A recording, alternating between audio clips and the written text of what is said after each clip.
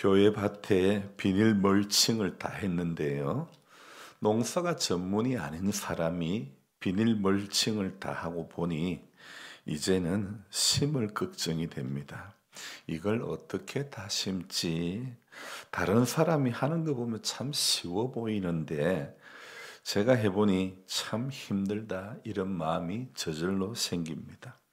잘하지도 못하는 농사를 해보니 이게 제 안에 드는 마음이 진짜 존경받아야 될 사람은 땅과 씨름하는 농사꾼이다. 이런 마음밖에 안 듭니다. 어떻게 묵묵하게 저렇게 일을 하지? 어떻게 파종하고 가꾸고 수확해서 돈을 만들지? 아무리 생각해도 이해가 안 됩니다. 생각만 해도 농사는 정말 끔찍한 것 같습니다. 그런데 이렇게 힘든 것을 저희 할아버지 할머니는 평생 하셨다는 것. 저는 수익 구조를 내기 위해서 하는 것은 아니지만 힘든 과정을 직접 겪어보면서 깨달아지는 것이 정말 땅을 붙잡고 일하는 사람들은 대단한 사람임에 틀림이 없는 것 같습니다. 밭장만에서 추수까지 정말 땀으로 출발해서 땀으로 마무리하는 것 외에는 달리 방법이 없는 거죠. 힘든 것을 해보면서 어른들의 헌신이 참 감사하게 느껴졌고 농사 짓는 분들이 정말 예사롭지 않게 보이는 것입니다. 제가 목회에만 집중해도 쉽지 않은 일인데 농사마저 하고 있으니 때로는 이게 과연 맞나 이런 생각을 안 할 수는 없죠. 하지만 삶의 자리가 다른데 강단에서 전하는 설교가 과연 얼마나 효과적으로 전달될 수 있을까 이런 생각도 제 마음 한켠에 자리 잡고 있습니다. 목회도 초보 농사꾼의 마음처럼 어떻게 심지, 어떻게 풀을 뽑지, 어떻게 가꾸지, 어떻게 수확하지, 초보 농사꾼의 마음과 비슷한 고민이 목회에도 항상 생기기 마련입니다. 집을 수리하는 것은 그래도 좀 하겠는데 농사를 짓는 것과 목회를 하는 것은 아직도 익숙하지가 않은 것 같습니다. 농사의 기술이 완전히 터득이 된 것도 아니고 목회를 완전히 베테랑이처럼 되지도 않은 것 같습니다. 갑자기 이런 생각이 듭니다. 지금 선지서를 보고 있는데 선지자들은 어떻게 그 길을 묵묵히 갈 수 있었을까? 역사서를 보면 역사서에 나오는 왕들도 사울도 다윗도 수많은 왕들도 치부가 있는데 모세 오경에 나오는 아브라함도 이삭도 야곱도 누이를 이 부인을 누이라고 속이는 그런 치부가 있고 그들의 어떤 실수가 나오는데요. 어떻게 선지자들에 대해서는 그들의 치부가 기록되지 않았을까? 모세처럼 개인 변명거리들이 보이지 않을까? 사명을 감당하기 위해서 하나님으로부터 받은 그 감당해야 될 몫은 있지만 그것이 때로는 수치스러운 일일 수도 있지만 호세아를 경우를 들으면 너는 음란한 여인을 만나고 음란한 자식을 낳아라. 선지자로서 사역을 하는데 정말 이것은 합당치가 않은 그런 모습인데도요. 근데 그 개인의 삶에 들어가서 보면 타락하고 부끄러운 그런 일들이 성경에는 기록되어 있지 않다는 것입니다. 누가 뭐라 그래도 묵묵히 자기 길을 걸어가는 농사꾼처럼 선지자의 길이 그런 길인가 봅니다. 부르심을 받은 이후에 사람이 완전히 달라지기에 가능한 것인지 이 선지자들의 삶에 대해서 오늘 아침에 참 많이 궁금해졌습니다. 에스겔 하면 선지자들 중에도 환상을 많이 본 사람으로 유명하지요. 그리고 또 유다와 이스라엘의 제약 때문에 모로 누워서 390, 또 이렇게 자로 누워서 390일, 우로 누워서 40일을 보낸 그런 사람으로 유명합니다. 제가 밤에 잘 때마다 오른쪽으로 잘 눕는데 오른쪽으로 누워보면 또 오른쪽 어깨가 아파가지고 또 반대로 돌아 눕고 그렇게 하는데 어떻게 뭐로 누워 390일을 보내고 40일을 보낼 수 있을까? 선지자들은 전부 그럴 만한 그릇이 되는 사람이라서 그런 것인지 아무튼요, 이 쉽지 않은 일에 묵묵히 순종하는 모습이 마치 정말 농사꾼 같은 그런 느낌이 드는 거예요. 자기 눈앞에서는 환상이 보이지 사람들은 그러나 패역한 삶을 살지 하나님께서는 또 이상한 퍼포먼스를 하라고 하시지 이 선지자의 길을 걸어가는 게 결코 쉽지만은 않은 것 같습니다. 오늘 이 12장에서는 하나님께서 에스겔에게 어떤 퍼포먼스를 하게 하십니까? 3절을 봅시다. 인자야 너는 포로의 행장을 꾸리고 낮에 그들의 목전에서 끌려가라. 오늘 12장에서는요. 포로가 될 것을 나타내는 그런 상징적 행위를 하게 하시는 겁니다. 여러분 왜 하나님께서 에스겔에게 음란한 여인을 만나라 그랬고 저기 호세아에게 그랬고 왜 에스겔에는 이 포로의 행장을 꾸리라고 그들의 목전에서 끌려가라 이 이야기를 하는 것일까요? 2절입니다. 자 봅니다. 인자야 내가 반역하는 족속 중에 거주하는도다. 그들은 볼 눈이 있어도 보지 아니하고 들을 귀가 있어도 듣지 아니하나니 그들은 반역하는 족속임이라. 자 그리고 여기 2절 말씀에 보니까 네가 반역하는 족속 중에 거주한도다. 자, 그래서 그 사람들은 어떤 특징이 뭐라고요? 볼 눈이 있어도 보지 아니하고 들을 귀가 있어도 듣지 아니한다. 이게 어떤 사람의 특징이요? 반역하는 족속의 특징이라고 할 수 있겠죠. 이 말은요. 어떤 행동을 해도 들으려고 하지 않고 보려고 하지 않는 이스라엘 백성들을 의미하는 것입니다. 하나님께서는 그렇기 때문에 에스겔을 통해서 심판을 하시겠다는 겁니다. 그래서 오늘 이 2절 3절을 읽어보면 또 하나 반복되는 단어가 있죠. 문장이 있죠. 무엇입니까? 2절에 2번, 3절에 한 번 나오는 게 반역하는 족속. 자, 왜 하나님께서는 에스겔을 통해서 심판합니까? 반역하는 족속이라서 볼 눈이 있어도 보지 않고 들을 귀가 있어도 듣지 아니하는 그래서 반역하는 족속이다. 그리고 이 3절 끝부분에도 비록 반역하는 족속이라도 혹 생각이 있으리라. 그래서 포로의 행장을 꾸리라 이야기를 했던 것이죠. 심판을 그래서 계속 반복해서 말씀하는 이유가 무엇입니까? 이것을 심판을 계속해서 반복하는 이유를 한번 거꾸로 생각해 보면 진정으로 죄에서 돌이키게 하기 위한 우리 하나님의 간절한 마음의 표현이지 않겠습니까? 하나님께서는 에스겔에게 포로의 행장을 꾸리고 낮에 그들의 목전에서 끌려가라는 신용을 하라고 말씀하셨는데 이것은 바벨론으로 그 포로로 잡혀가는 것을 예언하는 것을 상징으로 보여주는 것입니다. 그래서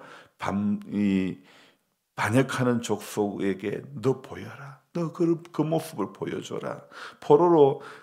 그러니까 포로로 끌려갈 수밖에 없다는 것을 보여주는 거죠. 그러나 이스라엘 백성들은 에스겔의 이러한 행동을 이해하지를 못하는 것입니다. 다음날 아침 하나님의 말씀이 에스겔에게 또 임합니다. 이번에는 예루살렘 왕과 그곳에 사는 이스라엘 족속을 향한 묵시의 말씀입니다. 5절을 봅니다. 너는 그들의 목전에서 성벽을 뚫고 거리로 따라 옮기되. 자, 바로 예루살렘이 멸망할 때 무리가 성벽을 뚫고 나갈 때 오늘 6절에 뭐라고 되어 있습니까? 캄캄할 때에 그들의 목전에서 어깨에 메고 나가며 얼굴을 가리고 땅을 보지 말지어다. 이는 내가 너를 세워 이스라엘 족속에게 징조가 되게 함이라 하시기로. 그래서 하나님께서 행장을 어깨에 메고 나가라. 그리고 13절에는 또 뭐라고 되어 있습니까? 바벨론에 가서 죽을 것이라. 자, 중간에 읽어볼까요? 그를 끌고 갈대아 땅 바벨론에 이르리니 그가 거기서 죽으려니와 그 땅을 보지 못하리라. 자, 오늘 이 심판의 이야기들이 계속 나오면서 그들의 군대는 사방으로 흩어진다.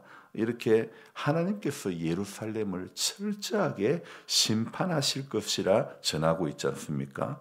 왜 자꾸 심판의 메시지를 반복해서 말씀하고 있는 것일까요? 그 이유가 무엇일까요? 하나님의 심판의 메시지를 묵상하면 괴롭습니다. 하나님의 말씀을 알아듣지 못하는 사람들의 어리석은 마음도 아프지만 바로 혼내시지도 못하면서 혼낸다고 반복해서 말씀하시는 하나님 아버지의 마음이 느껴지기 때문이죠. 만약에 우리 하나님께서 심판을 즐기는 분이셨다면 반복해서 경고를 하지도 않으시고 즉시 심판하시고 즉시 또 심판하시고 그때그때 심판하시고 말았을 것입니다. 그러나 하나님께서는요, 죄값을 치르기 위해서 벌은 받아야 하지만 그 죄값을 본인 스스로가 십자가에서 지불하셨던 것처럼 심판을 말씀하시면서도 잘못해서 바로 이 바벨론의 포로로 끌려가 있을지라도 그들과 함께 하시겠다고 약속을 하는 겁니다. 바로 이것이 우리가 하나님을 신뢰할 수밖에 없고 믿고 따를 수밖에 없는 이유 아닙니까? 그분은 멸망을 위해 심판을 행하시는 분이 아니라 어떻게 해요? 회복을 위해 잠시 고난을 허락하시는 분이라는 사실을 우리가 꼭 기억해야 되는 것입니다. 그래서 현재 당하는 고난과 장차 받을 영광은 좋게 비교할 수 없다는 그 말씀처럼 지금의 제가 밭을 만들어 보면서 아이고 이거 어떻게 하지 이런 마음이 들지만은 그러나 또 추수 때의 기쁨은 얼마나 또 큰 것인지 모릅니다. 이제 출산을 앞두고 있는 저 큰 딸이 처음 출산을 이제 하게 되니까 아마 두려운 마음이 많이 올 겁니다. 하지만 또 그 과정의 어려움도 있지만 그러나 또 아이를 보는 그 기쁨이 또한 크기 때문에 출산의 고통을 잊게 되는 거 아닐까요? 우리가 이 땅에서 살아가는 많은 인생의 여정 가운데 비록 고됨이 있고 정말 힘든 그 과정들이 있다 할지라도 하나님의 시간에 하나님의 예비하신 것들이 하나씩 이루어지는 것들을 우리 눈으로 목도하게 될 때에 그것으로 인한 기쁨은 어떤 것으로 비교할 수가 없기 때문에 오늘도 이 땅에 우리가 또 하나의 열매를 바라며 하나님 앞에 묵묵히 걸어가는 저와 여러분들이 되기를 소망합니다. 기도하겠습니다.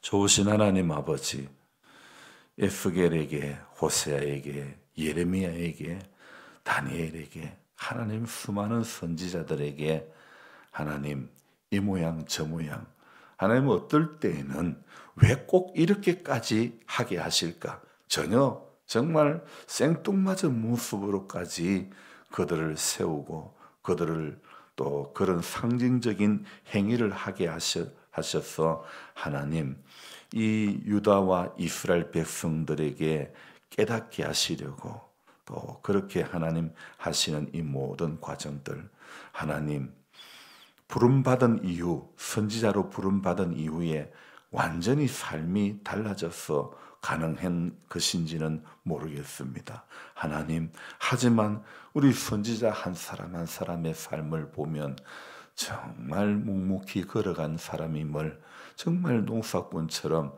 봄철에 여름철에 땡볕 앞에 묵묵히 일하는 농사꾼처럼 묵묵히 사명을 감당하는 모습에서 오늘 우리가 도전을 받습니다.